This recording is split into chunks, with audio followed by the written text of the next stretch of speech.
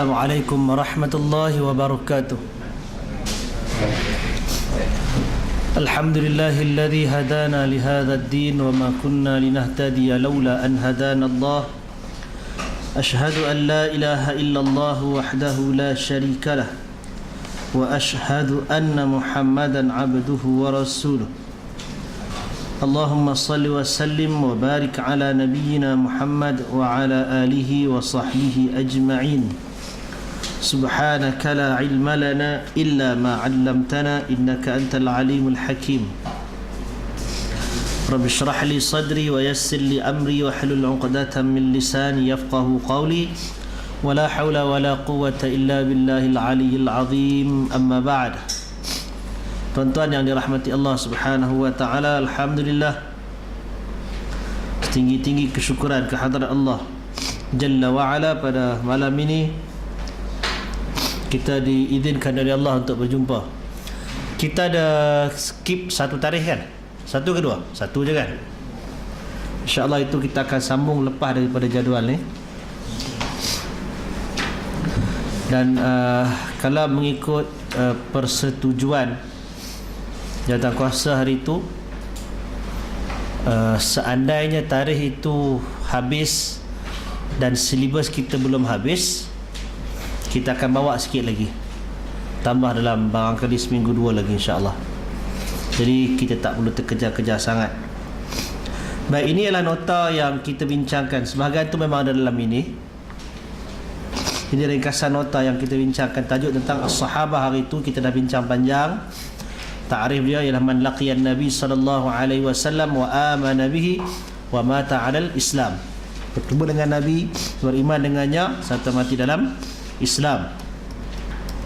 Kemudian ada 4 cara untuk mengisbatkan tentang seseorang itu adakah dia sahabah ataupun tidak. Tentang itu kita dah bincangkan tentang tawatur, tentang syuhrah, kisah yang masyhur seperti Ukasyah, ataupun disebutkan dalam mana-mana hadis oleh sahabat juga pengakuan daripada seorang yang diyakini, dan dengan syarat dia mestilah hidup sebelum 110 Hijrah, kerana Nabi SAW sebut pada selepas daripada itu tidak ada lagi sahabat yang hidup. Dan kita dah sebutkan hari itu beberapa tempat sahabat di beberapa tempat, dan yang paling akhir sekali meninggal dunia ialah Abu Tufail Amir bin Wasilah yang meninggal pada tahun 110 Hijrah.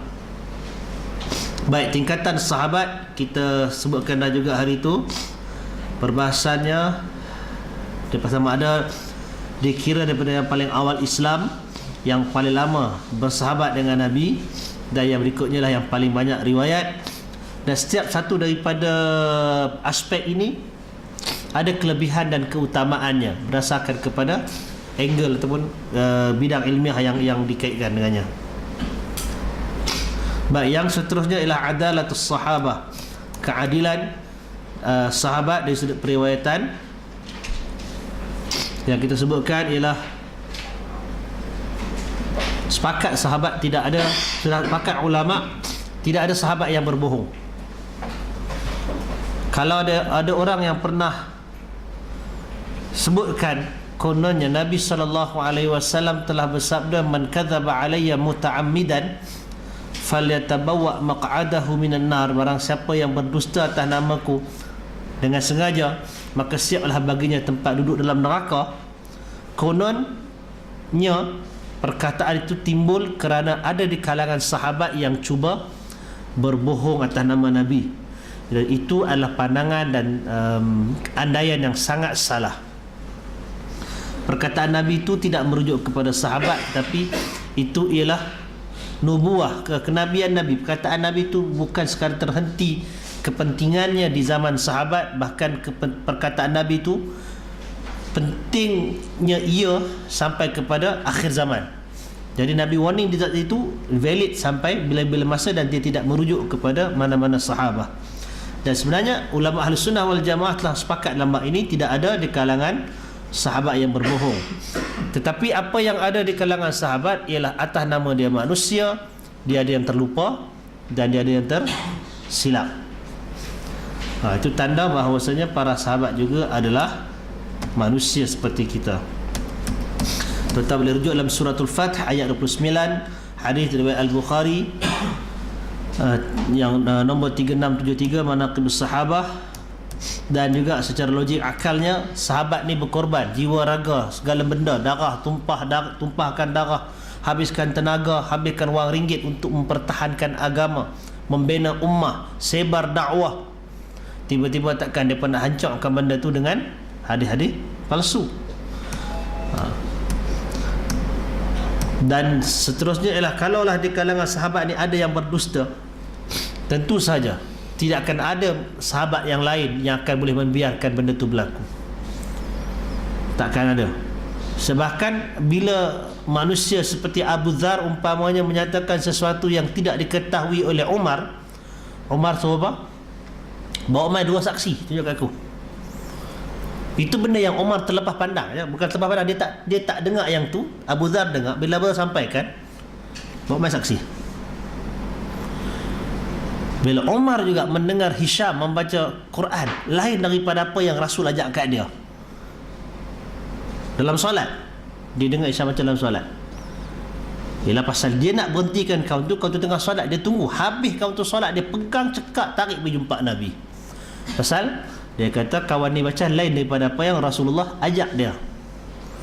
Jadi itu prinsip sahabat yang kita kata dia tak akan bagi can dan bagi ruang untuk sesuatu yang asing, sesuatu yang tidak diketahui, yang unfamiliar kan. Jadi kerana itu secara realitinya sahabat tidak akan berdiam diri dalam hal yang begini. Baik, rujukan tentang sahabat ni, kalau tuan-tuan, ini kitab Arab yang ada, mungkin sudah pun diterjemah ke bahasa Inggeris, versi bahasa Indonesia tak pasti, bahasa Melayu tentu jauh sekali. Kau ada raja terjemahan, terjemahlah daripada Inggeris tu pun tak apa. Al-Isti'ab sebutannya. Al-Isti'ab fi asma'. Tukar nama. Fi asma' al-ashab. Karangan Ibn Abdul Bar, meninggal tahun 463 Hijrah. Dia sebut dalam tu ada 3,500 orang sahabat. Ini yang dia banci sampai kepada dia, ada 3,500 orang sahabat. Kemudian Ibnul Athir, ni kata bila lupa tadi, dalam kitab dia Usudul Ghabah fi Ma'rifatis Sahabah. Usudul Ghabah, tadi usud ni singa di hutan dalam mengetahui tentang sahabat. Dia ada sebut 7,500 orang sahabat. Kemudian yang paling besar kitab tentang sahabat ini ialah Al-Isabah fi Tamyizis Sahabah, karangan Ibn Hajar Al-Asqalani. Dia sebut ada 12,279 orang. Tetapi dalam tu ada banyak agak nama, dalam mungkin puluh ke ratus orang yang berulang-ulang, kerana perbezaan pada nama, pada laqab, pada dia punya kunyah dia, gelaran dia kan. Jadi menyebabkan orang yang sama tapi disebut 2-3 kali. Jadi total yang ada dalam Al-Isabah 12,279. Mana pi yang lain, wallahu taala alam. Kadang-kadang orang biasa-biasa tu jadi orang tak ingat nama. Standard lah kan. Kalau tuan-tuan tak faham kata dok pergi main mengaji, keluar balik tak ada beramah mesra dengan siapa-siapa. Arab kata wujuduhu kal adam, ada macam tak ada. Memang orang tak ingat. Kalau tambah kalau orang suruh borang, isi borang penyokong IQ ke apa pun tak isi, pun tak tahu. Saya main mengaji lah, siapa pun tak tahu. Jadi itu mungkin ada kan. Dia main jumpa Nabi, dia belajar dengan Nabi, tapi dia tak keluar apa statement pun, dia tak meriwayatkan, dan tak ada anak murid. So nama tu akan hilang begitu di sisi manusia. Tetapi di sisi Allah Ta'ala dia ada nilai yang tersendiri. Baik, itu kita dah bincang dah hari itu. Sekarang sekali lalu ya. Nanti tuan-tuan bila masa siapa yang ada pendrive boleh ambil ni. Yang berikutnya ialah generasi at-tabi'un. Tabi'in, kita kata tabi'in kan dia, at-tabi'un, dia punya istilah dia. Marfu'. Orang yang mengambil riwayat daripada sahabat dan syarat dia mesti mati dalam Islam. Ini yang disebutkan dalam Al-Quran sebagai walladzina taba'uhum biihsan, orang-orang yang mengikut mereka, ikut sahabat Muhajirin dan Ansar dengan baik. Ini golongan at-tabi'in. Dan mereka ini termasuk dalam khairul quruni, sebaik-baik generasi, kata Nabi SAW dalam hadis riwayat Al-Bukhari. Qarni, generasiku yang dengan sahabat, thumma alladhina yalunahum, generasi tabi'in, thumma alladhina yalunahum, generasi atba' at-tabi'in. Baik, kita bahagikan dulu tabi'in kepada 3 bahagian. Ini kita bagi sekali dulu pasal rasanya kuliah yang lepas ramai tak main, cuti. Baik, tabi'in ada 3 kategori. Yang pertama kibar, pembesar sahabat tabi'in, seperti Sa'id bin Al-Musayyib. Ada tulis Musayyib, ada tulis Musayyab, dia ada tu orang yang sama. Pulanglah tuan-tuan. Sa'id bin Al-Musayyib yang meninggal tahun 90 Hijrah. Tengok, dia meninggal dunia 90 Hijrah. Abu Tufail tadi meninggal dunia 110. Dia meninggal awal daripada sahabat. Saya seorang dua tu je pun. Urwah bin Az-Zubair. Urwah bin Az-Zubair ialah adik kepada Abdullah bin Az-Zubair, anak kepada Az-Zubair bin Al-Awwam. Bapa dia sahabat, abang dia sahabat, dia tak ada jumpa Nabi. Dia Urwah. 94 Hijrah. Kemudian Al-Hasan Al-Basri. Ini nama yang besar. Bagi orang Melayu, Hasan Basri ni ialah nama dalam cerita-cerita tasawuf lah kan. Cerita tasawuf, tapi sebenarnya Hasan Basri nama besar dalam ilmu hadis, tafsir juga ada, dan dalam fiqh. Sebelum muncul apa nama Abu Hanifah di Kufah, Hasan Basri ni champion di belah Iraq sana. Baik, kemudian golongan pertengahan di kalangan tabi'in yang riwayatnya daripada sahabat kurang. Nak pasal dia lah hampir bawah sikit, dia tak ada jumpa banyak sahabat, dan dia tak banyak meriwayat daripada sahabat berbanding generasi yang awal sikit. Dan mereka ni ambil daripada tabi'in yang sama juga, sama level dengan mereka. Ini masih dalam kategori anak murid kepada tabi'in, sama-sama generasi mereka. Yang berikutnya ialah sigharut tabi'in, golongan tabi'in kecil. Yang ni lagi kurang ambil daripada sahabat, tapi banyak ambil daripada 2 kelompok yang di atas. Itu tabi'in yang kita bincangkan hari itu. Dapat Ini buat pengulangannya. Sebagai tu dalam ni tuan-tuan baca. Yang ketiga Al-Mukhadramun. Yang kita sebutkan Al-Mukhadramun, dia sahabat pun bukan, tabi'in pun macam duduk lebih kurang. Sezaman dengan Nabi, jumpa Nabi tapi masa belum Islam. Ada yang jumpa Nabi masa belum Islam, dan Islam tapi tak jumpa Nabi. Masa di Islam dia tak jumpa Nabi. Ataupun bila Nabi wafat baru dia masuk Islam. Jenis ini tak termasuk sebagai sahabah. Dan ada sebahagian tu memang langsung tak bertemu dengan Nabi SAW, dia Islam macam itulah.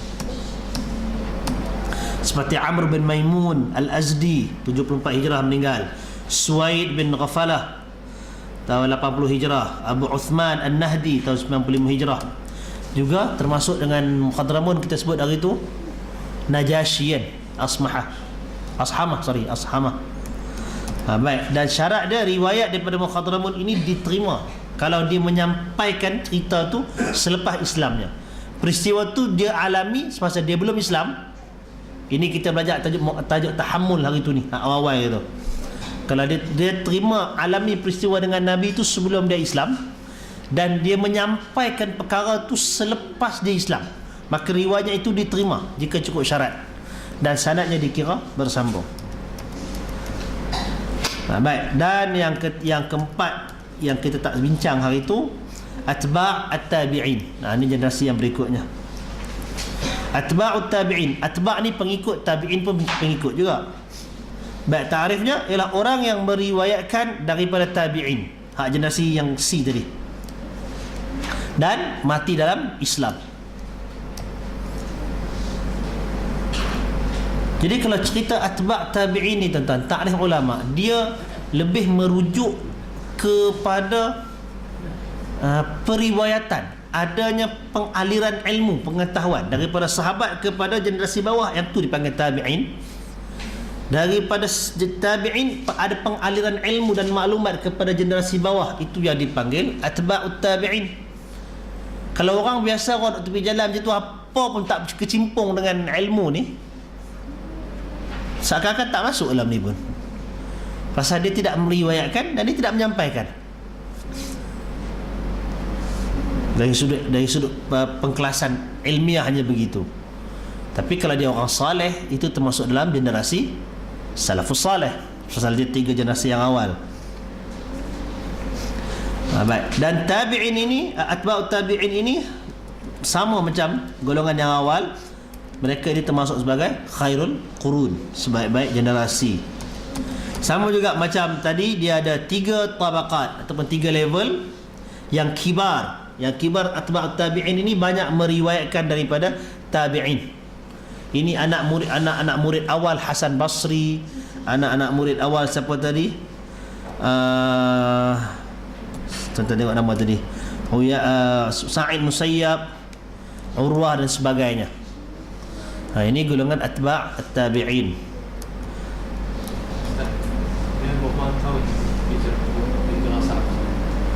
Generasi.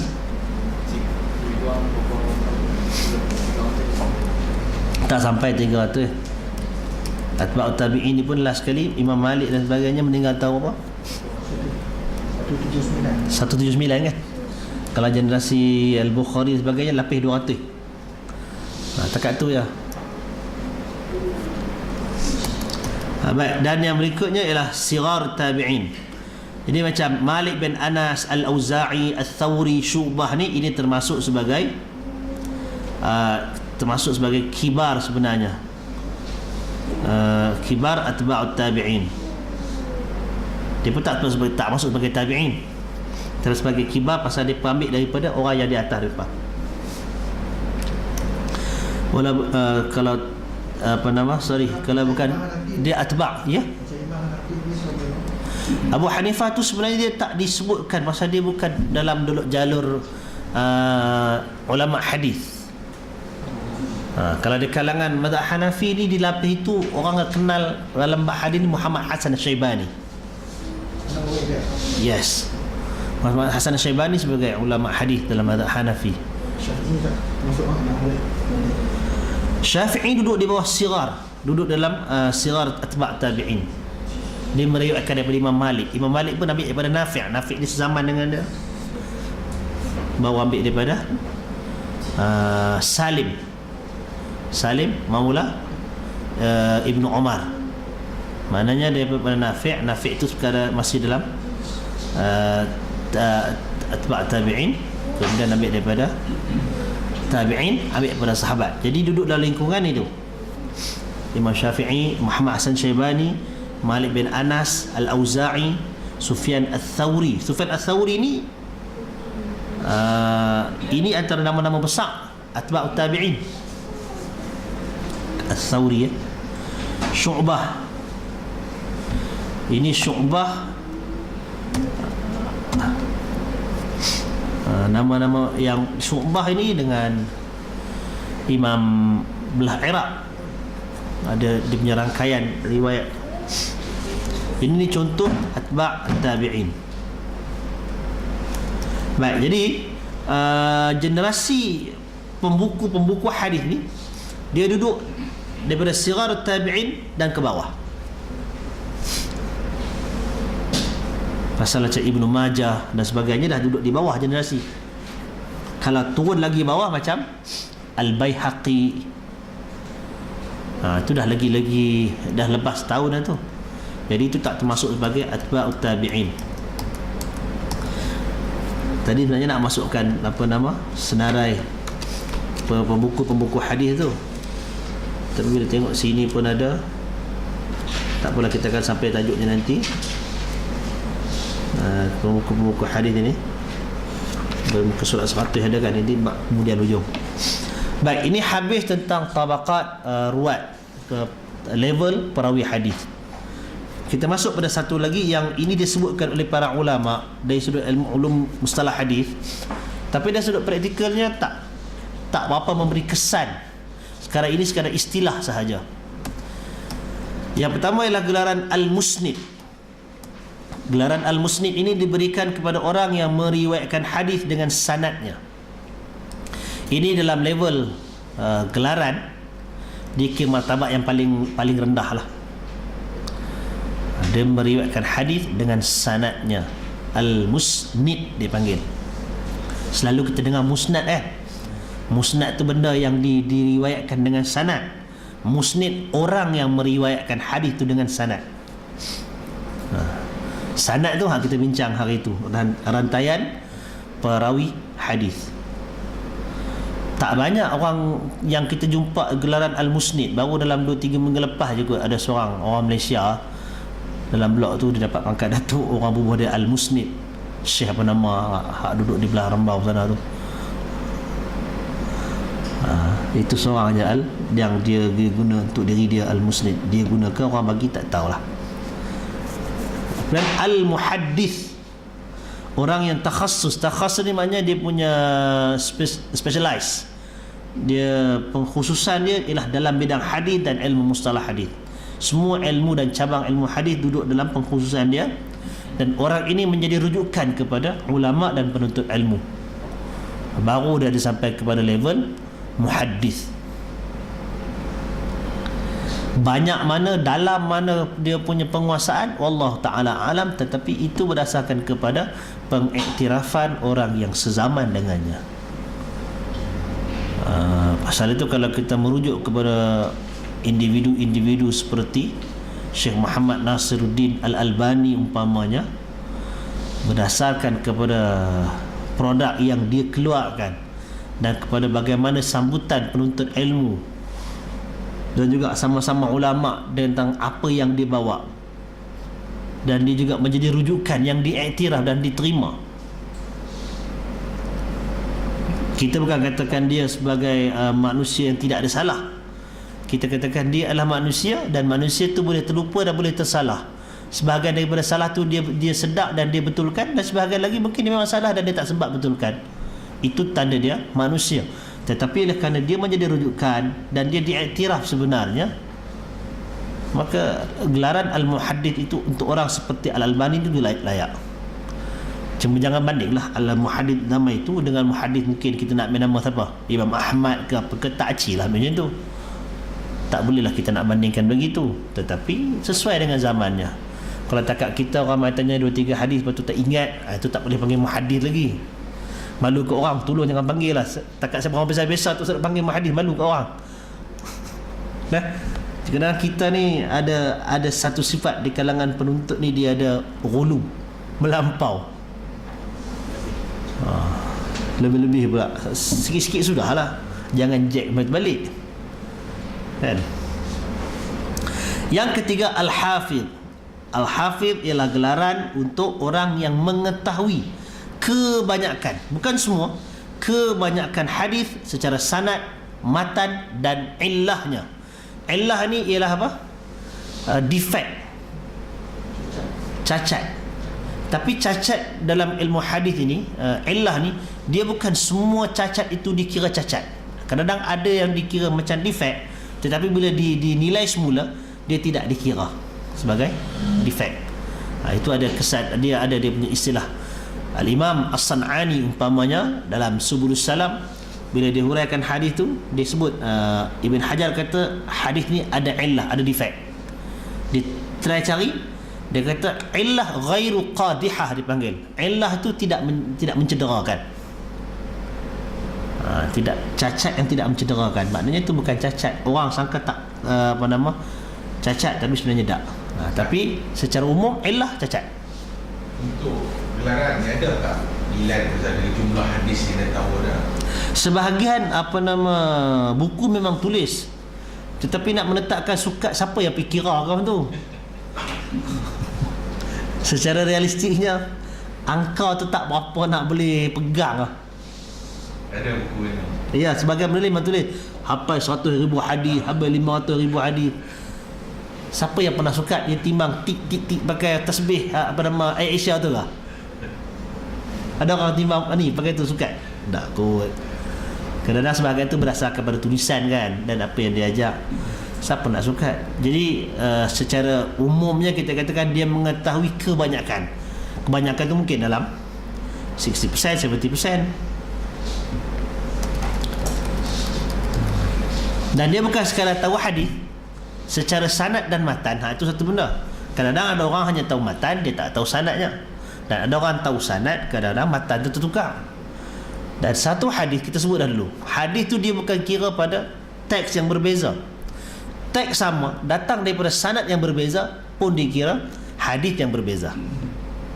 Apa satu kalau katanya hafal 5,000, teks mungkin sama.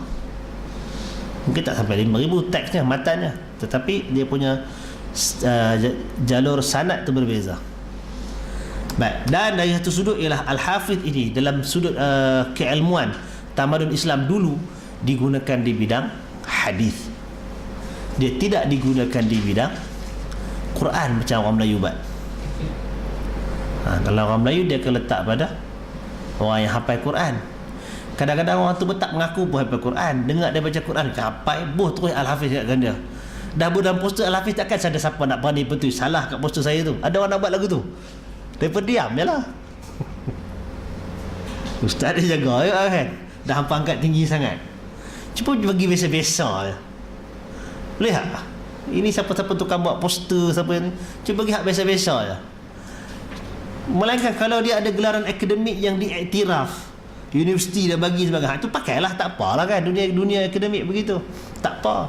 Ini hak tak ada, istilah tu kita sendiri create, boleh letak kau tu Al-Hafiz lah, Al-apa semua. Padahal dia pun naik melugai dengan nama macam tu kan. Lepas tu pergi letak pula. Dulu orang letak dulu apa? Meja bersara, Kapten Bersara kan. Lain ni orang bubuh Profesor Madya Bersara pun ada. Cikgu Bersara pun tu dia juga, Cikgu B.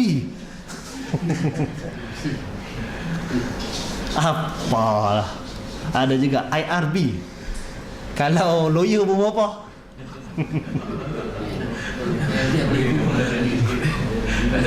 Tak ya, terus ada buat lah sudah. Orang kita dia suka gelaran lah.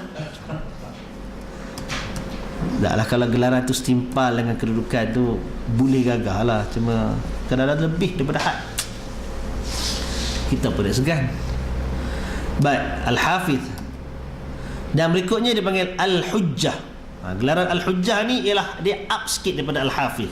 Dia istilahnya Al-Hafidh Al-Mutqin. Dia mengetahui kebanyakan hadis secara sanad dan matan, dan pengetahuan serta hafalannya juga lebih kuat. Mutqin.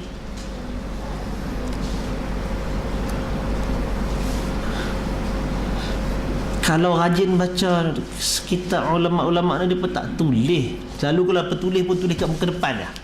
Muka depan buku kan. Tulis macam tu, sikit lebih kurang. Lepas tu hak belakang biasa Bila main di bawah ni kita tak sebut pun.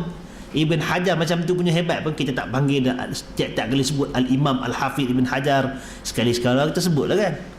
Kita sebut Ibn Hajar je pun. Al-Albani macam tu punya hebat pun orang tak panggil Al-Imam ke apa ke, sekali-sekala Al-Albani macam tu. Siapa lagi? Asy-Syafi'i. Kalau nak bubuh senarai gelaran ke Asy-Syafi'i tu apa nak boleh bubuh? Boleh bubuh senarai panjang jangan main. Segala Nasirus Sunnah, Al-Imam, Al-Mutqin apa semua dah, tapi bila sekali kita panggil Asy-Syafi'i je kan. Baik, yang berikutnya ialah Al-Hakim.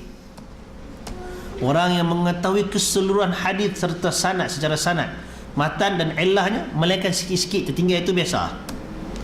Itu Al-Hakim. Wallahu ta'ala alam, sepanjang senarai yang ada ni yang guna Al-Hakim tu Al-Hakim An-Naisaburi kan, seorang tu je dengan kitab Mustadraknya. Tapi nak kata sampai ke tahap dia mengetahui keseluruhan hadis secara sanad dan matan dan illahnya, bila dilihat kepada kitab yang dia tulis, dia ada dua. Satu kitab Ma'rifatul Hadith, itu sangat hebat. Kemudian kitab Mustadraknya itu, ternyata kitab Mustadrak dia itu tujuannya ialah untuk backup yang apa yang dikatakan Bukhari dan Muslim tertinggal, terlepas pandang, dia backup. Dia tampung mana yang rasa kurang. Tapi hak yang ditampung tu sebenarnya tak sama nilai dengan hak asal. Banyak kritikan terhadap kitab Al-Hakim, itu kitab Mustadrak. sehingga datang Az-Zahabi dan sebagainya yang susun balik, yang apa semua, macam-macam lah dia buat kitab tu. Dan dia tidak kalau kita riwayat Al-Hakim saja, orang akan cek kod ada pandangan lain. Macam itulah. Baik, yang berikutnya ialah Amirul Mukminin. Amirul Mukminin fil hadis. Ini gelaran nama-nama seperti Imam Ahmad, Al-Bukhari apa semua tu duduk kat sinilah. Baik, jadi tuan-tuan, ini kita sebutkan dalam bab ilmu riwayat hadis. Segala senarai, segala gelaran kita dah sebutkan. Sekarang ni kita masuk pula pada bahagian yang berikutnya. Tak, yang Al-Hujjah tu ada contoh imam yang dapat gelar Hujjah. Rare lah orang sebut macam tu, tak sebut pun.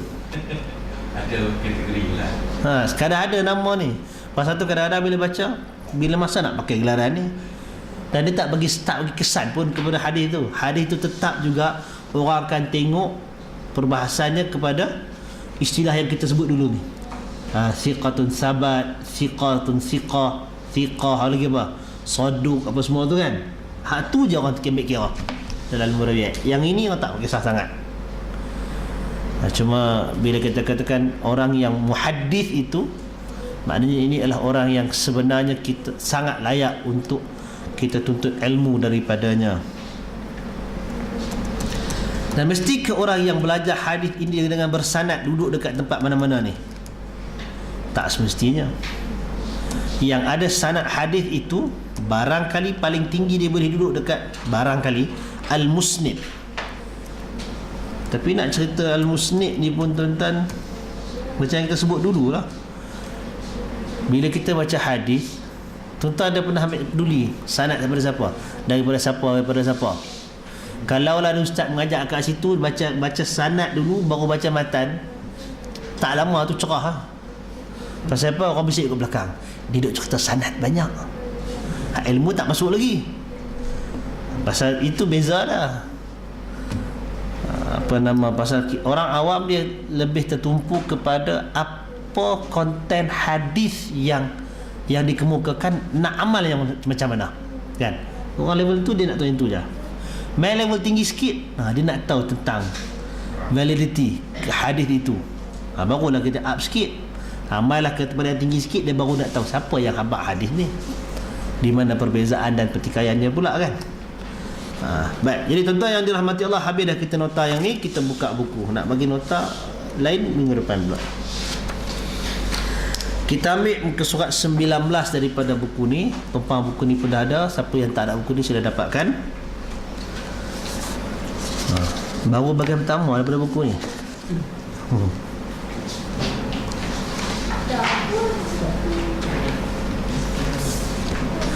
Baik. Jadi riwayat hadis ini ada banyak pembahagiannya. Salah satu pembahagiannya ialah berdasarkan kepada cara penukilannya, pemindahan bentuknya. Baik, dalam bab ini dia terbahagi kepada dua, mutawatir dan ahad.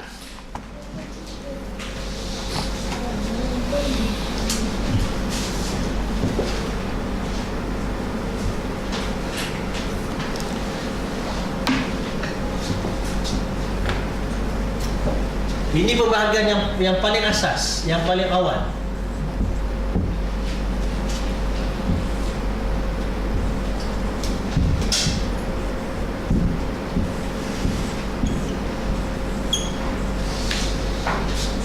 Mutawatir dan ahad.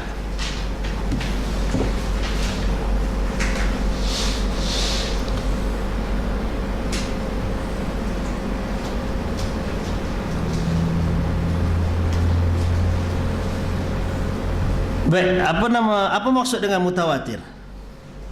Mutawatir ialah hadis yang diriwayatkan oleh perawi yang jumlahnya ramai dan mustahil mereka berdusta dalam menyampaikan khabar tersebut, serta mereka menyandarkan hadis tersebut kepada sesuatu yang dapat dikesan oleh panca indera.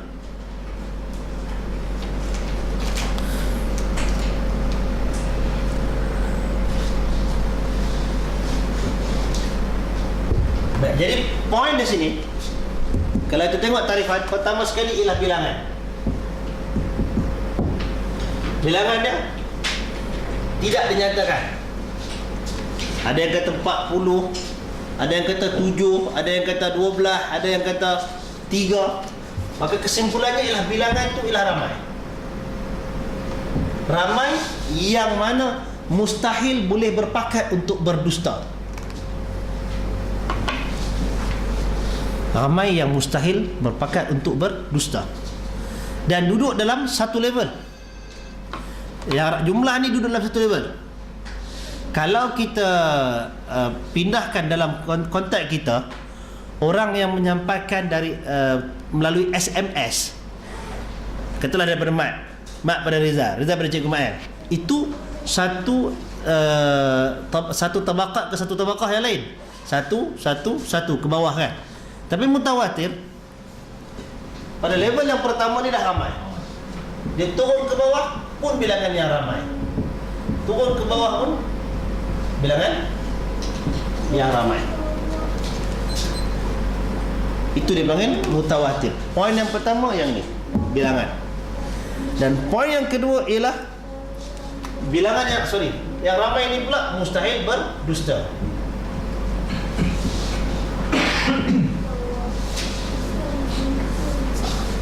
Dan poin yang kedua tadi ialah benda tu sesuatu yang boleh diindrakan, boleh dilihat, boleh dikesan, bukan benda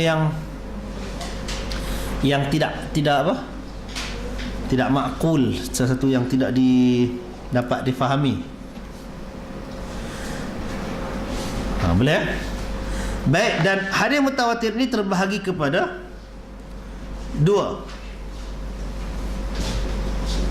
Yang pertama dipanggil mutawatir lafzi. Mutawatir lafzi ni maknanya duduk bila kata lafzi, makna dalam tu makna lah kan. Benda ni daripada generasi satu sampai kepada generasi kedua, sampai yang ketiga dan seterusnya, lafaz yang dibawa sama. Benda tu lah. Ini mutawatir lafzi. Yang kedua dipanggil mutawatir maknawi. Mutawatir maknawi lah, dia mutawatir dari sudut makna. Konten cerita tu dengan lafaz yang berbeza-beza, dia ada satu benda yang sama. Macam kita contohkan dulu bab azab kubur kan. Bab azab kubur ni, cerita hadis ni macam-macam bentuk. Tapi daripada cerita doa, minta doa dalam solat, apa lagi, cerita tentang pelepah tamar bab belah dua, cerita tentang yang tu, cerita tentang yang ni, semua merujuk kepada satu perkara yang diyakini, iaitu adanya azab kubur. Himpun semua hadis tu dengan setiap tabaqatnya jadi ramai. Itu dipanggil mutawatir maknawi. Baik, jadi contoh di sini muka surat 20 hadis yang memiliki lafaz dan makna mutawatir. Duduk tempat agama mutawatir lafzi tadi adalah hadis yang para perawinya meriwayatkan lafaz dan makna yang sama. Contohnya ialah man kadzaba alayya muta'ammidan falyatabawwa maq'adahu minan nar. Barang siapa yang berdusta atas nama diriku dengan sengaja, siaplah tempat duduknya di dalam neraka. Ini hadis yang mutawatir. Tarani punya kuat hadis pun ada orang mani buat hadis palsu.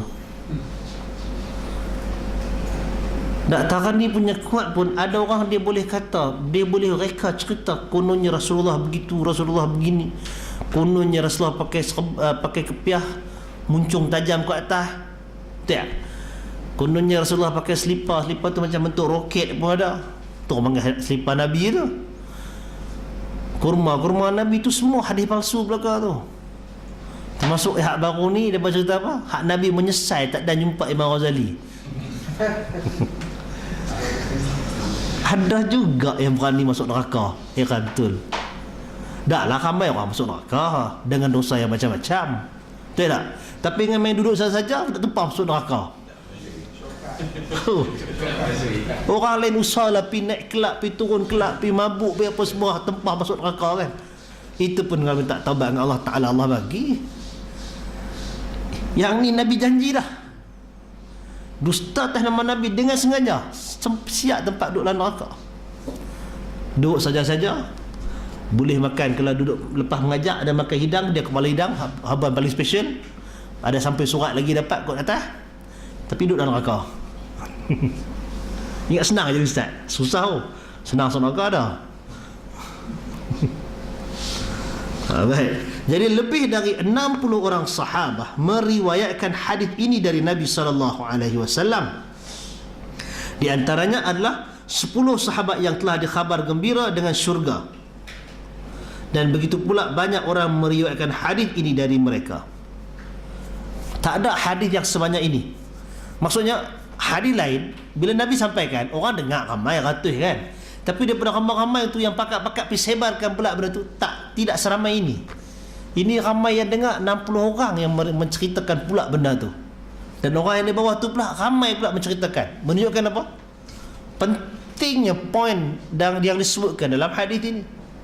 Ini menjadi salah satu asas di dalam memelihara ketulinan dan kesucian agama yang dipegang oleh para sahabat, yang tak bagi can pun benda ni. Kalau ini kita katakan bolos, berlubang, orang boleh tembus. Kita akan tengok agama dia jadi macam-macam. Last sekali mula-mula kita belarak, selang sehari Hindu pula belarak. Tak? Lagi bulan 5 Buddha pula belarak. Masing-masing itu apa bila masing-masing dia tapisan terhadap agama tu jarang kan, maka orang boleh masuk macam-macam. Jadi para sahabat ramai yang ambil berat tentang benda ni, habaq orang bawah pun ambil berat tentang benda ni, habaq lagi kat orang bawah dia. Ramai yang tepat untuk menyebarkan benda ni. Dan barang siapa yang berdusta atas nama Nabi SAW, siaplah baginya tempat duduk dalam neraka. Nah, abang kata ancaman yang sangat besar kepada orang yang mengada-adakan urusan agama. Baik. Hadis yang memiliki makna mutawatir adalah hadis yang para perawinya menyampaikan makna global yang sama. Akan tetapi masing-masing hadis tetap bersendirian dengan makna khusus yang dikandungnya. Ini hadis mutawatir yang maknawi. Tadi part yang atas tu hadis mutawatir lafzi, satu tajuk lah. Man kadzaba alayya muta'ammidan, semua pakai hak ni kan, pakai lafaz tu. Mungkin depan tu datang nama rangkaian hadis yang berbeza-beza, tapi hujung tu sama. Kategori yang kedua tadi ialah hadis yang mutawatir maknawi. Yang mutawatir dari sudut makna ialah yang para perawinya menyampaikan makna global yang sama, ada isu yang bersama, tetapi setiap hadis itu ada kandungan dia yang tersendiri.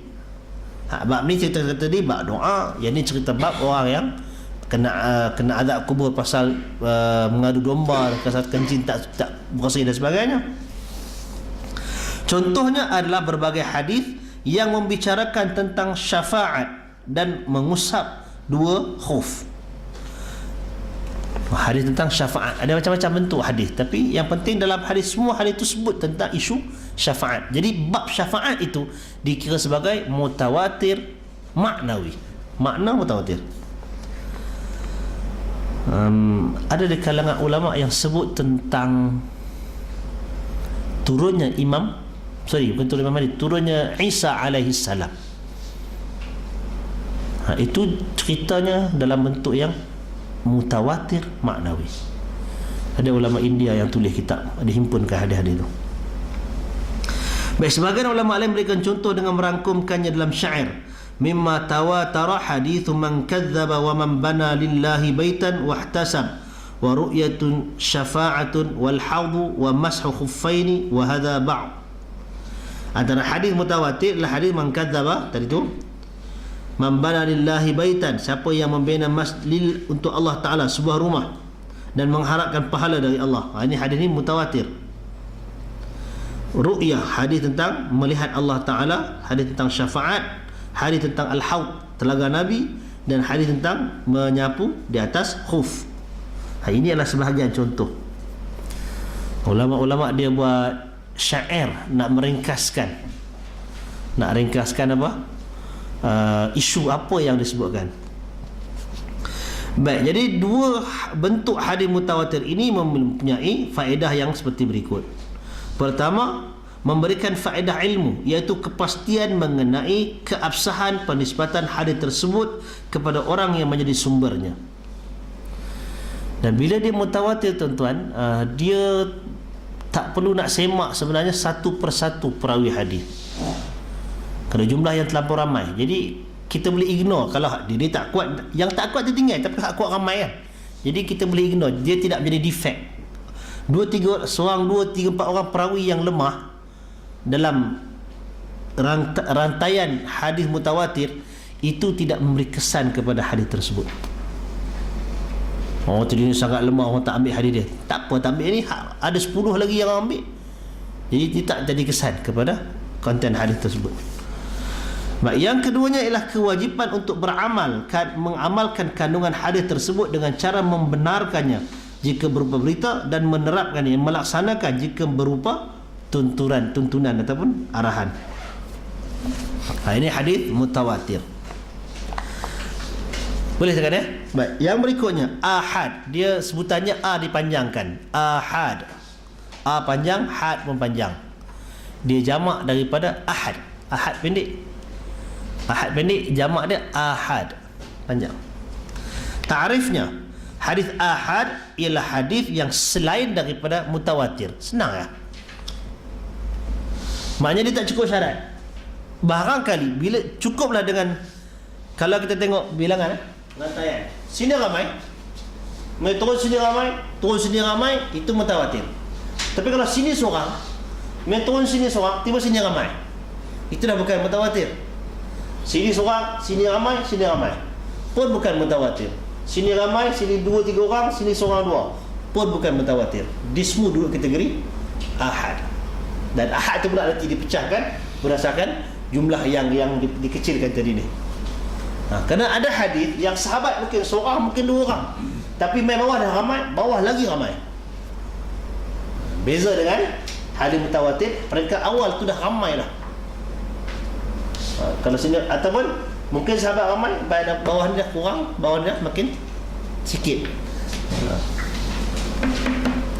Baik, kerana itu hadis ahad ini dibahagikan kepada jenis-jenisnya berdasarkan kepada jalur periwayatannya.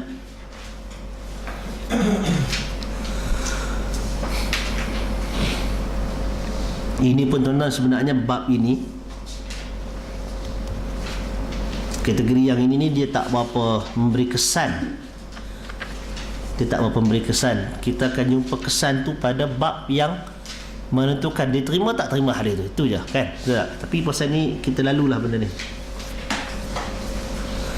Dan semua isu tentang hadis yang tuan-tuan dengar sahih ke apa ke, duduk dalam ahad tadi. Yang bicara bab ahad tu. Mutawatir ni orang tak usik sebenarnya, tak pernah usik. Tak ada hadis palsu mutawatir, tak ada. Mustahil kan? Itu pun tak logik. Hadis yang sangat lemah mutawatir, tak ada. Hadis lemah mutawatir pun tak ada. Betul tak? Dah ramai-ramai tu, syarat je pun tidak boleh berdusta. Takkan nak boleh ada pula kan? Melainkan kalau berhimpunlah 10 orang pendusta, atasnya pendusta 10 orang juga, ada nak boleh himpun macam tu. Lah mungkin ramai. Tapi kalau zaman tu nak kutip pada zaman sahabat, tabi'in, nama seorang-seorang pun dikenal, tak boleh nak bayang dalam kepala kita.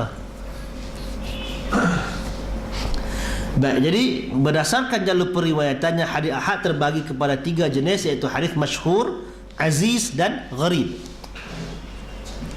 Jauh pula dah. Masyhur, aziz, yang ketiga gharib.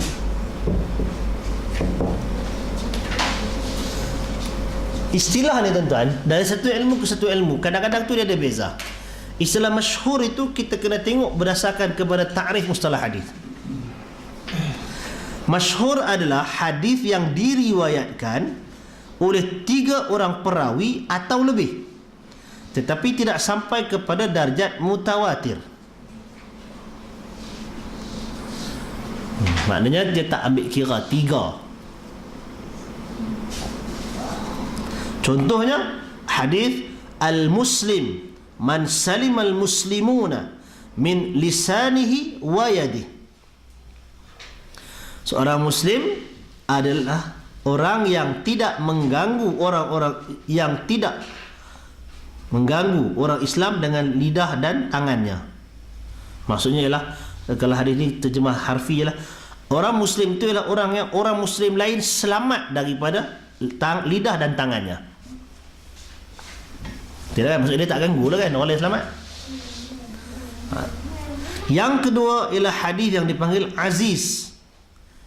Adalah hadis yang hanya diriwayatkan oleh 2 orang perawi. Contohnya adalah sabda baginda sallallahu alaihi wasallam, la yu'minu ahadukum hatta akuna ahabba ilaihi min waladihi wa walidihi wan nasi ajma'in. Tidak sempurna iman seorang daripada kamu sehinggalah aku menjadi yang paling dikasihi olehnya lebih daripada anaknya dan bapanya dan sekalian manusia. Ini hadis yang dipanggil sebagai hadis aziz. Dari sudut periwayat, ini hadis riwayat siapa? Bukhari ada, Muslim ada kan? Dan hadis ini hadis sahih.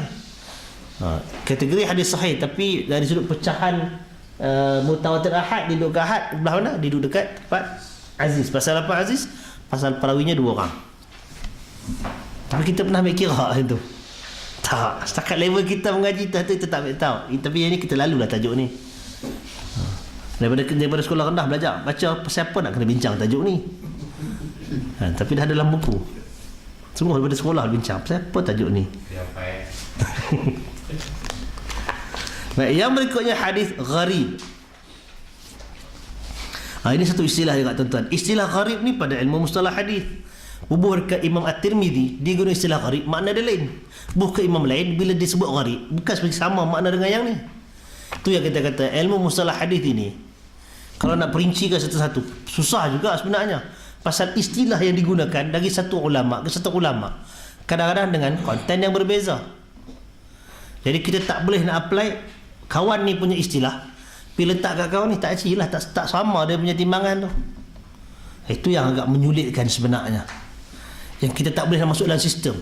Kalau kita buat kita pandai buat database sebab kita mungkin boleh masuk sistem kan, keluar perkataan ni, dia keluarkan dia punya particular dia apa semua. Tapi ilmu hadis tak boleh nak buat macam tu. Sebahagian mungkin kalau kita tengok berapa ramai ulama yang guna istilah yang sama, yang itu kita boleh masuk database. Kita boleh buat keluar macam orang beli tiket ke nak masuk panggung wayang kan, dia boleh book tempat duduk apa semua kan. Mungkin kalau kita boleh himpunkan berapa ramai orang ulama ni yang menggunakan istilah yang sama, term yang sama, kita boleh letak.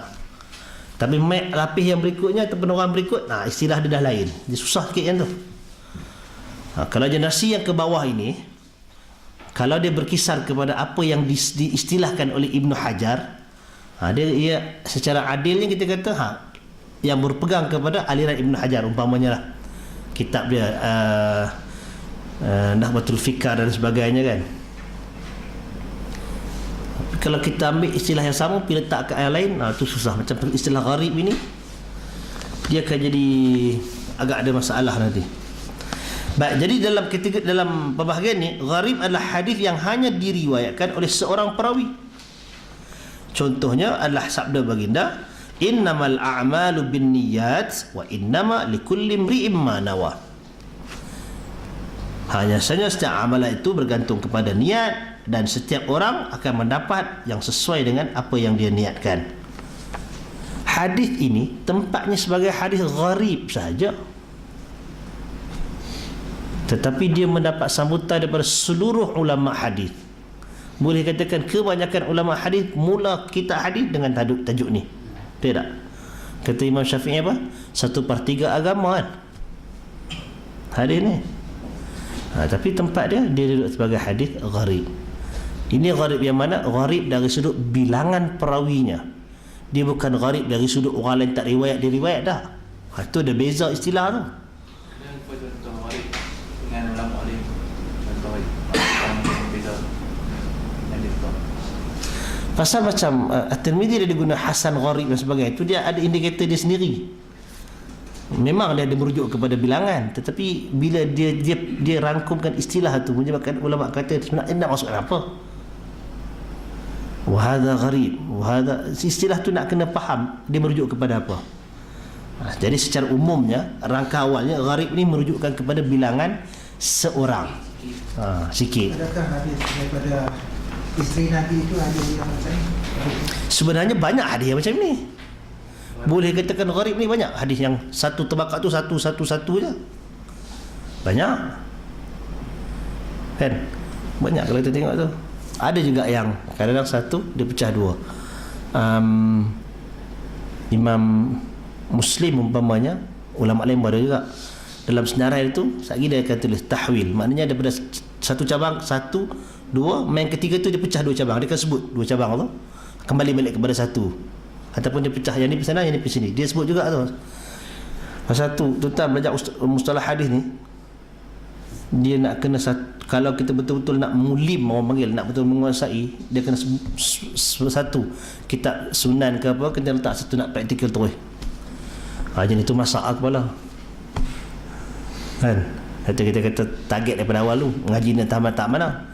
Kalau pergi ke situ, bentuk dia lain sikit lah kan. Dan dia memang kena, tak boleh part time tu, kena betul-betul. Tapi ini kita sekadar nak sebutkan istilah. Wahada gharibun min hadzal wajh. Ada istilah-istilah yang macam itu. Kadang-kadang dia merujuk kepada, pasal istilah gharib dalam konteks ini dia tidak semestinya dhaif. Tetapi bila istilah tu dipindah kepada keadaan yang lain, bila gharib dia menunjukkan tak kuat, menjadi lemah. Itu bendanya. Jadi kerana itu kita kena tengok pula dia sebenarnya sudah apa perawi itu. Jadi ini agak istilah dasar kepada pecahan itu di kalangan penggunaan ulama. Dan di situ ruang untuk generasi ulama yang kemudian mentakwilkan sebenarnya imam ni nak masukkan apa. Di situ timbul andaian. Hadis ini tergolong sebagai hadis gharib kerana hanya sahabat Umar Al-Khattab yang meriwayatkan hadis ini dari Nabi sallallahu alaihi wasallam. Kemudian hanya Alqamah bin Abi Waqqas yang meriwayatkannya daripada Umar. Dan dari Alqamah hadis ini diriwayatkan oleh Muhammad bin Ibrahim At-Taimi. Dari Muhammad bin At-Taimi, hadis ini hanya diriwayatkan oleh Yahya bin Sa'id Al-Ansari. Mereka ini semuanya di kalangan tabi'in. Kemudian banyak perawi yang meriwayatkan hadis tersebut dari Yahya. Ini rantaian dia. Innamal a'malu binniyat. Daripada Nabi turun kepada Umar. Seorang. Nah, ramai sahabat Umar dia cerita benda ni. Kemudian daripada Umar kepada Alqamah. Alqamah bin Abi Waqqas. Daripada Alqamah diturun kepada siapa tadi? Muhammad bin Ibrahim At-Taimi.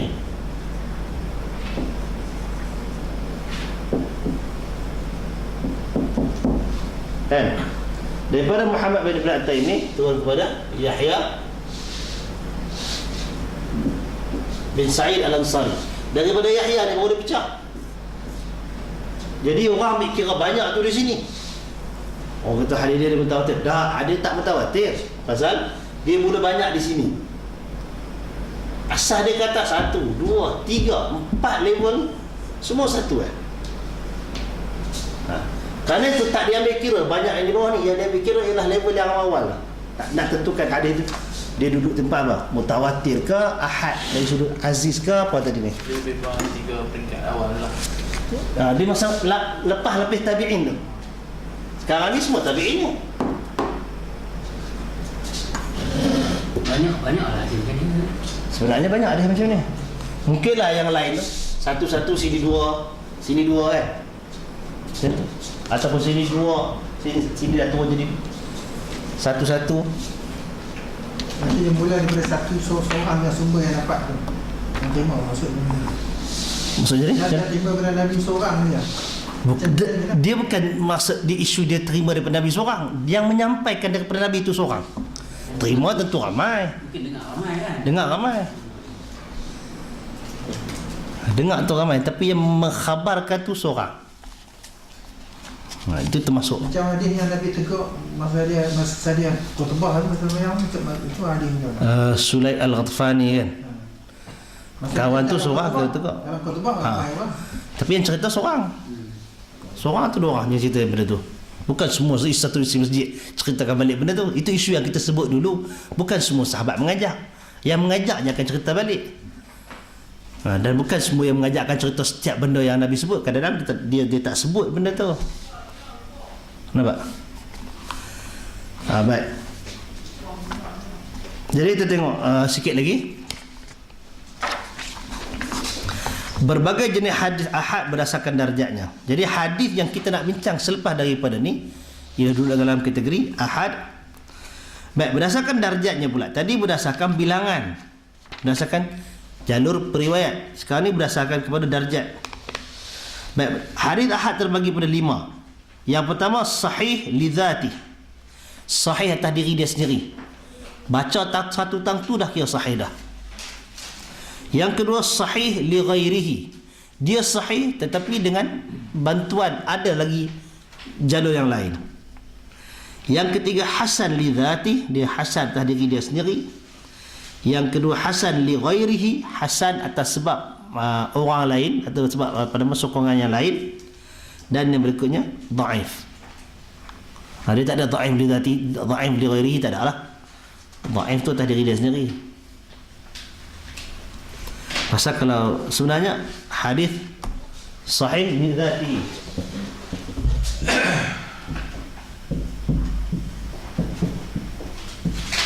Memang dia sahih lah ni maksudnya. Bila turun bawah sikit, dia ni hadis yang hasan. Dan bila dia hasan yang banyak terangkum, dia menjadi sahih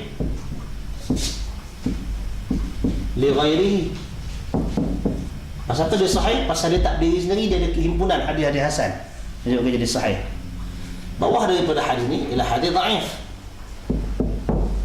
Tapi hadis dhaif yang banyak, yang cukup syarat untuk saling menguatkan antara satu sama lain, maka dia terangkat menjadi hadis hasan li ghairihi.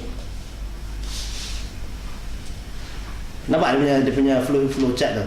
Daripada sahih turun ke hasan, hasan bila banyak jadi sahih balik li ghairihi, turun bawah jadi dhaif, dhaif dia pun banyak. Syarat mesti cukup syarat untuk menjadi hasan li ghairihi. Bukan semua hadis dhaif terangkat menjadi hadis hasan li ghairihi. Itu kita akan sampai kepada partnya nanti.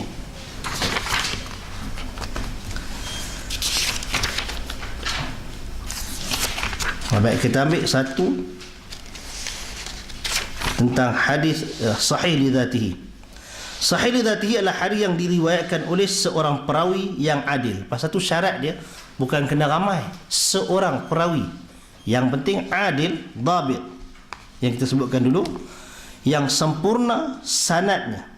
Dia ambil hafalan yang sempurna dengan sanad yang bersambung. Serta selamat dari syadz. Syadz ini asing lah kan, pelik. Asing daripada, maksudnya nanti ada jumpa tarikh syadz tu. Ragu bukan. Syadz ni bukan pada ragu. Syadz dengan gharib ni dekat-dekat. Pelik, asing lah, asing. Orang lain tak sebut, dia seorang sebut. Nah, tu syadz dah tu. Dalam ramai semua pakai baju hitam, seorang-seorang pakai baju merah, umpamanya contoh. Jadi semua pakai kopiah ke samping, dia seorang pakai jubah umpamanya. Itu syadz. Janggal. Orang semua pakai kasut, dia seorang pakai selipar. Itu janggal. Hasan dan hasan li dzatihi sama. Hasan dan hasan li dzatihi, tengok dia punya cat tadi. Hasan li dzatihi itu daripada dhaif. Hasan dan hasan li dzatihi sama. Hasan li dzatihi pada diri dia sendiri. Jadi kalau kita hasan saja, hasan li dzatihi itu maksudnya. Hasan tu hasan li dzatihi dia menulis sendiri dia.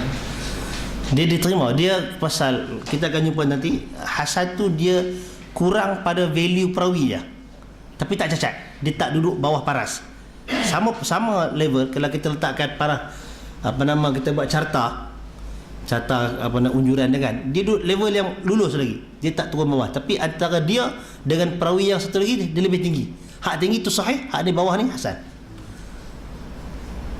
Dia punya level dua aspek kita sebutkan. Pertama adalah, yang kedua bab yang kita bincangkan awal-awal dulu. Baik, jadi syarat menjadi hadis sahih tadi, tengok dia punya berapa item, berapa elemen yang disebut di sini. Yang pertama, perawi. Tak syarat banyak, seorang pun tak apa. Perawi itu mesti adilin dhabitin, adil dan dhabit. Satu bab. Unsur yang kedua yang dalam bab ni ialah ittasala sanaduhu, hadis itu bersambung sanadnya. Ini yang kita sebutkan dalam bab dulu tentang ataupun yang tadi kita bincang, antara sahabat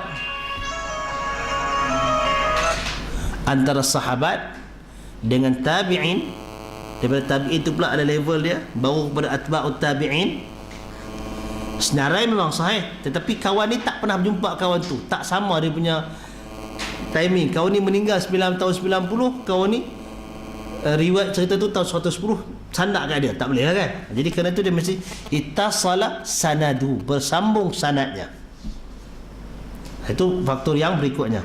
Yang seterusnya ialah min ghairi illatin, min ghairi syadz illatin wala syadz. Dia tidak syadz, tidak bercanggah dengan riwayat orang yang lebih sahih daripada dia, dan dia juga tidak ada kecacatan yang berat. Itu kena cukup syarat. Kadang-kadang kita terlepas pandang pasal tu. Bila kata hadis ini nak kira sahih dengan tak sahih, kita senaraikan je sanad tu, tak sih. Senaraikan sanad semua nama hebat. Orang boleh tipu kalau tak boleh letakkan kriteria ni. Orang boleh tipu. Dia ambil, itu dia panggil saraqatul hadis. Dia tipu, dia curi. Dia ambil hadis kawan tu, dia letak kat kawan ni. Dia ambil sanad kawan tu, semua nama hebat-hebat dia letak kat sini. Dia letak dekat matan yang ni. Itu macam mana nak detect? Kaedah tadi yang mendetek. Kalau kita kata kalau kita buat database senarai nama perawi yang sahih, kita letak, bila kita letak hadis, kita buat senarai perawi, semua buah tanda, katalah kali hijau belakang. Maknanya perawi ni semua sahih kata, thiqah kata. Kita boleh satu part kita lepas dari sudut credibility perawi.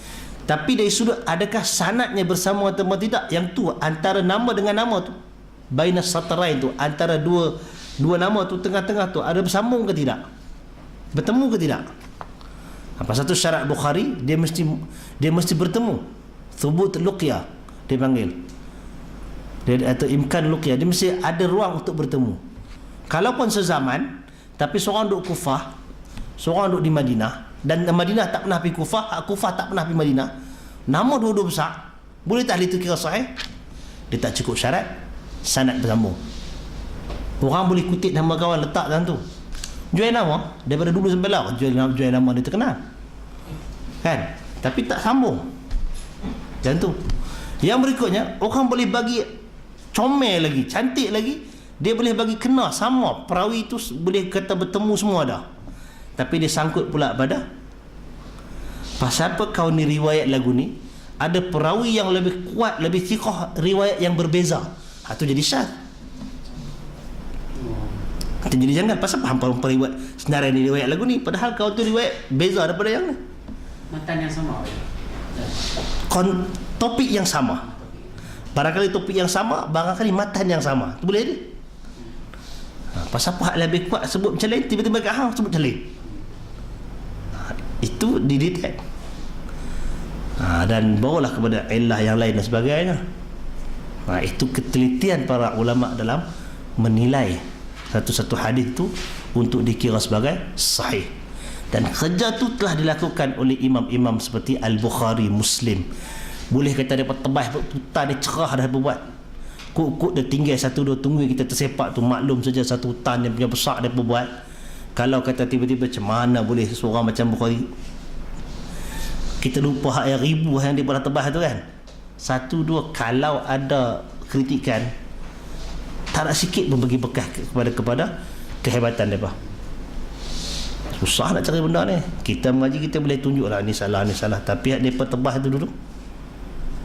Jadi contoh hadis yang sahih ialah man yuridillahu bihi khairan yufaqihu fid din. Contoh dia, barang siapa yang dikehendaki oleh Allah baik, maka pasti Allah memahamkannya dalam perkara agama. Hadis riwayat Bukhari Muslim. Baik, jadi itu tentang hadis. Jadi keabsahan hadis dapat diketahui dengan 3 cara. Yang pertama, hadis tersebut tercantum dalam kitab hadis yang terakui akan keabsahannya, iaitu apabila penyusunnya termasuk orang yang ucapannya dijadikan sandaran dalam pensahihan hadis, seperti Sahih Al-Bukhari dan Muslim. Ini part berikutnya. Kita jumpa satu hadis, nak pasti hadis ini sahih ke tidak, pertama sekali dia duduk dekat mana. Kalau duduk dalam Sahih Bukhari, duduk Sahih Muslim, dia dah. Tu saya cakap banyak. Kalau tak ada dalam Sahih Bukhari dan Sahih Muslim, yang kena dalam kepala kita, maknanya hadis ini tak menepati syarat Bukhari Muslim. Adakah confirm dia tak sahih? Tak lagi. Pasal Bukhari kata, dia kata, aku yang kuhimpun semua yang sahih dan aku tinggalkan banyak lagi yang sahih. Dari sudut kitab dia, disiplin kitab dia, dia dah tapih dah, hak ni dah. Dan dia ketepikan tu maknanya yang pada dia level bawah sikit, belum reject lagi. Dari sudut hadis sahih lagi, tapi tak masuk dalam hak yang dia dasari.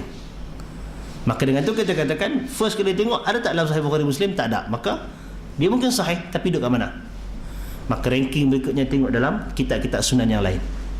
Ada tak dalam Abu Dawud, ada tak dalam Tirmizi, Nasai, Ibnu Majah, Malik umpamanya yang lebih awal. Kalau dalam tu semua tak ada, pergi cari dalam sunan entah mana-mana, kita pun jangan-jangan jumpa. Yang tu lagi isi satu masalah. Yang itu mana orang kena pergi check balik tu, lebih detail lagi. Tambah tiba-tiba keluar riwayat mana? Tanbihul Ghafilin, tak masuk kitab hadis langsung. Dan dalam macam selain kita punya Bukhari Muslim, kita hadis lain, adakah ulama yang menyusun dia claim memang semua hadis, tarah hadis semua sahih ke benar? Ada tak dia buat pengiktirafan tentang ada dia kumpul kitab-kitab hadis? Maksudnya macam mana tadi? Macam ada dia kata kitab ini hanya ada tarah hadis macam Bukhari kata tentang kitab dia. Baik, ulama dari sudut itu secara ringkas disebut dipanggil maratib sahih. Level hadis sahih pertama yang disepakati oleh Al-Bukhari dan Muslim. Dua-dua sebut sama sebiji-sebiji, tu martabat paling A tu. A plus tu. Premier. Kalau yang kedua yang disahihkan oleh Al-Bukhari sahaja, mana didahulukan Bukhari daripada Muslim. Yang ketiga yang disahihkan oleh Muslim sahaja. Itu level yang ketiga. Yang keempat ialah yang menepati syarat Bukhari dan Muslim, tapi tak dimasukkan. Tak dimasukkan. Itu kerja yang cuba dibuat oleh macam Al-Hakim tadi. Walaupun sebagai yang dibuat tu ialah manusia kan, ada yang longgak juga yang dia buat tu, tetapi dia cuba menjejaki benda tu. Benda ni sebenarnya senarai perawi ni, senarai ni ada dalam, patutnya Bukhari Muslim patut letak dalam kitab dia, tapi dia tak buh. Jadi ulama ulumul hadis kata hak tu martabat yang berikutnya. Hadis ni sahih, syarat Bukhari dan Muslim ada pada dia, cuma tak diletakkan sahaja. Al-Hakim akan kata ala syartil syaikhain walam yukhrija, duduk dalam syarat Sahih Bukhari Muslim tapi mereka berdua tidak mengeluarkannya, tak riwayatkan. Level yang berikutnya ialah atas syarat Bukhari saja, yang bawahnya ialah atas syarat Muslim sahaja. Itu level yang dia letakkan kesimpulan. Itu tadi masuk soalan. Tak, soalan yang macam kitab-kitab dia, sunan dia, adakah dia kategorikan? Tidak ada selain daripada, tidak ada selain daripada Bukhari, Muslim. Kemudian ada yang kemudian macam Ibn Khuzaimah, Ibn Hibban yang sebut tentang dia. Yang lain tu dia pun tak claim kita hadis sahih. Dia kumpul dia. Dia kumpul sahaja. Dan dia kumpul dan dia ikut susunan tajuk dia. Macam Abu Dawud dia susun ikut bab-bab fiqh dan sebagainya. tak semestinya saya. Tak semestinya sahih. Dan tak boleh marah mereka. Bukan dia kata aku himpun hadis sahih. Dia pun tak kata dia pun himpun hadis sahih semua. Betul juga. Ya. At-Tirmidzi bahkan dia terangkan hadis tu apa dia. Hadis ini dhaif, hadis ni hasan, gharib, hadis ni begitu dan begini dia sebut. Dan yang menjadi amalan ulama pula apa dia? Dia sebut. Hadis ni aku tanya Muhammad bin Ismail, kita tanya Bukhari maksudnya, dia kata sahih. Aku tak. Tapi yang kemudiannya disahihkan hadis-hadis Bukhari macam mana?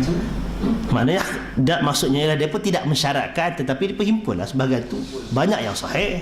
Mungkin ada satu dua yang bahkan kalau dalam Ibn Majah banyak juga yang palsu.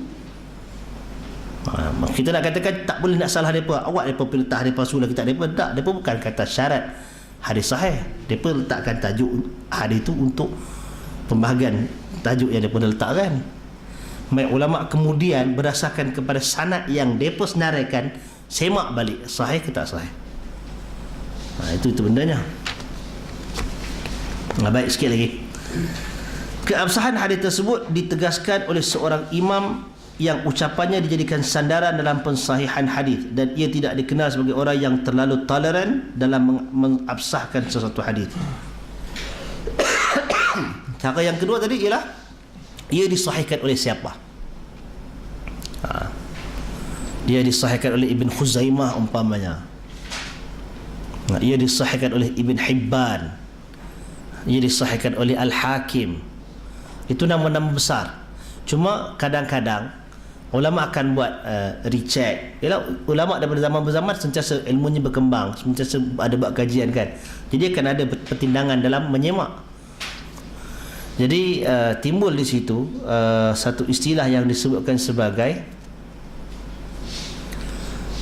kalau hadis itu disahihkan oleh Al-Hakim umpamanya atau Ibn Hibban, maka perlu untuk disemak sekali lagi. Bukan tak percaya pada keilmuannya, tetapi disimpulkan oleh sebahagian ulama, dan kesimpulan ni relatif sebenarnya. Ada orang kata ya, ada orang kata tak. Maka timbul istilah umpamanya macam Al-Hakim dianggap sebagai agak longgar, ringan penghukuman dia. Itu menyebabkan dia punya, kalau kita kata tapis jaring Al-Bukhari tu jaring rapat, siapa nama, bukan kata nyamuk lalat tak boleh masuk, tapi main kat tapis Al-Hakim dia dah renggang kan. Jadi ada benda-benda yang lolos masuk juga. Jadi katakan di situ Al-Hakim agak tasahul, agak longgar, agak pemudah. Itu pada pandangan sebahagian. Ada yang tak setuju istilah tu. Ibn Hibban umpamanya ada yang sebutkan sebagai agak ringan dia punya hukuman, dan ada yang setuju, ada yang tak setuju. Kadang-kadang ulama ni dia masih manusia. Ada part yang dia ketat pada orang lain, tapi ada part yang orang lain ketat dia longgar. Jadi itu tidak dinafikan boleh berlaku kepada imam-imam ini bila dia menilai. Nampak? Jadi ini ialah kita katakan sekadar guideline dia, garis panduan dia macam ini. Kalau ada seorang imam mengatakan hadis sahih dan imam itu terpercaya, mana dia yakini ilmunya, kita kira ya. Kalau dia tak siapa-siapa entah tiba-tiba buat kata hadis ini sahih, itu kita tolak tepi. Atau dia memang bukan di bidang itu, tak boleh kira.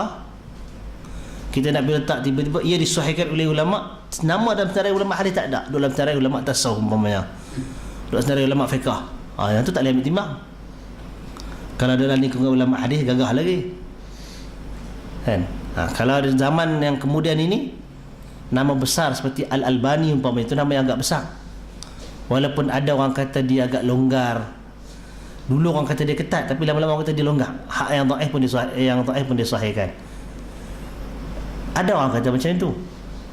Tetapi ada satu kajian, Allah Ta'ala alam, kena cek, dia orang kata di UKM ke mana ke, depa siapa yang letak nama Al-Albani, dia kena letakkan bersama dengan nama itu nama orang lain yang menghukum yang sama.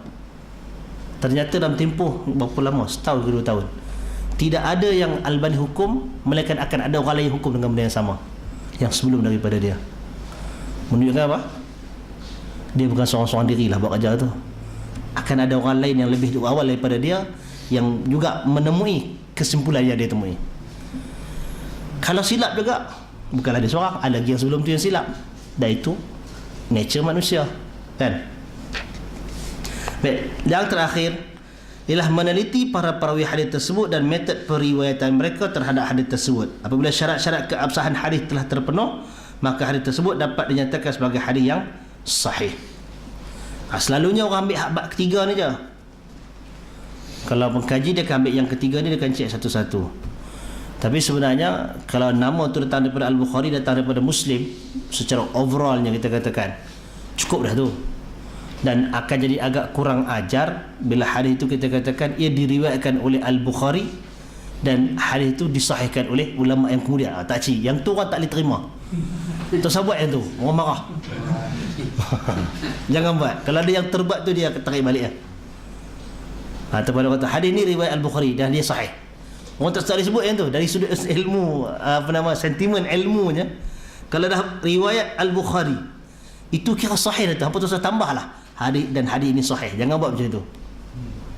Melainkan kalau kita katakan hadis ini diriwayatkan oleh Al-Bukhari dalam kitab At-Tarikh, yang tu kita boleh kata dan hadis ini sahih. Pasal kitab tarikh dia tak syaratkan untuk hadis sahih. Juga dalam kitab Al-Adabul Mufrad dia tak syaratkan hadis sahih. Orang boleh buat revision balik dia punya hukum. Hadis ini riwayat Muslim dan hadis ini sahih. Tak payah, jangan buat. Hadis ini diriwayatkan oleh Al-Bukhari dan Muslim dan disahihkan oleh Al-Albani. Mau luku kepala siapa yang tulis macam tu. Tapi kalau kata Sahih Bukhari, dan itu satu lagi kita nak kena part tu tak mesti masuk lagi tu. Yang dikatakan dengan yang dimaksudkan dengan Sahih Al-Bukhari itu tak termasuk tajuk dia.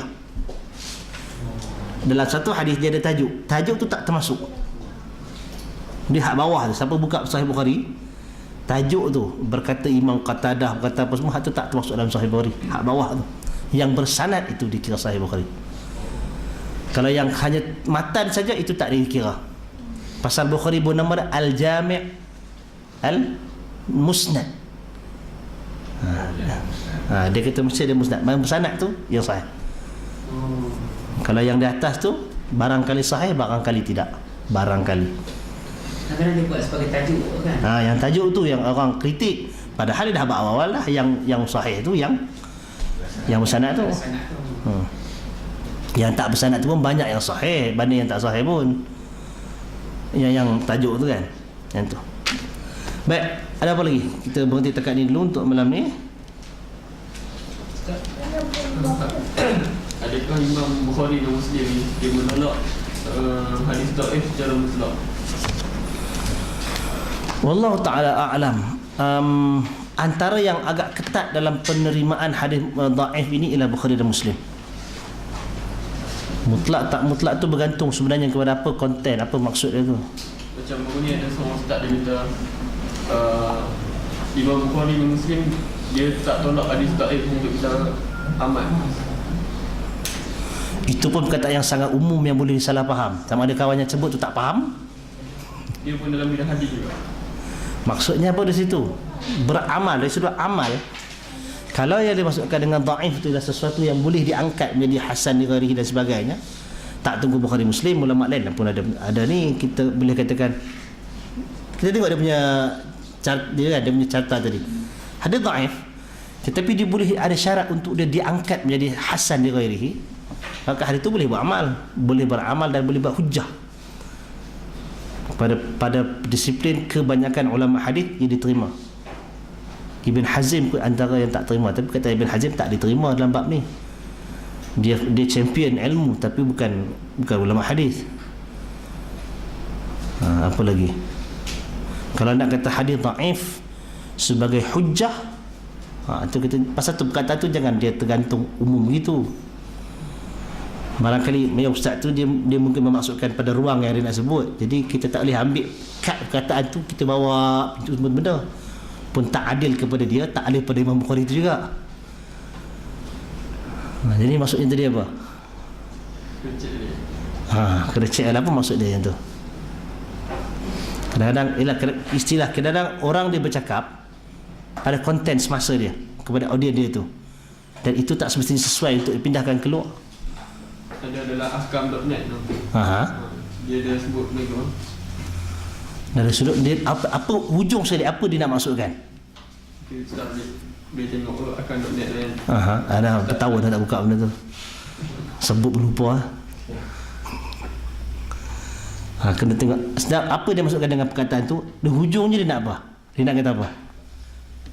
Boleh beramal dengan hadis dhaif. Orang tak tolak benda tu, hadis dhaif yang apa nama mencukupi syarat untuk terangkat jadi hadis hasan, orang tak ada masalah. Bukan kata amal jadi hujah boleh. Ataupun hadis dhaif yang tidak bersangatan dhaifnya sekadar untuk lil istiqnas, untuk bila sandaran, tapi ada syarat dia, tidak boleh meyakini itu datang daripada Nabi secara sabit dan sebagainya. Syarat tu jangan lupa sebut pula. Itu perkataan ulama bila sebut istilah dia ada had dia kan. Had tu nak kena letak, jangan dia biar terbuka macam tu. Mesti ada maksud dia. Wallahu a'lam. Ada lagi yang lain? Tak apa komen Antoni terhadap Hakim dan Wilban? Dia letak sama je macam lain, dia kaji semua balik dia kalau kita silap kata dia punggah balik semua.